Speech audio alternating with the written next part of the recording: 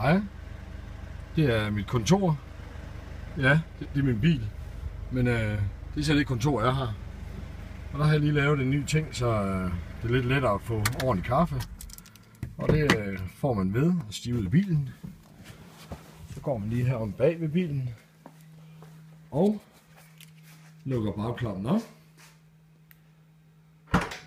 Sådan der. Så har jeg sat en espresso-maskine herinde i bilen. Og selvfølgelig en kværn til at male kaffen med. Så hvis man skal have en espresso, så tager man lige håndtaget af her, sætter den over i kværnen. Så tager man lige kaffen her. Sætter håndtaget tilbage. Tager sin varme kop. Og hylden ud her. Tager sin varme kop og trykker på go. Og så får man sin espresso her.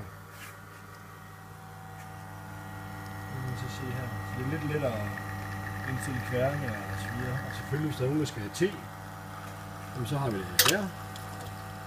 Eller café latte eller cappuccino.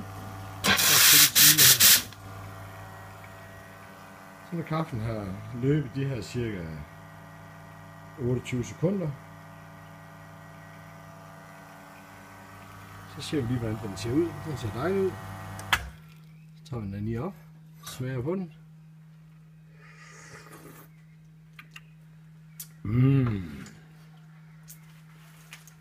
Og så er det bare at lukke igen.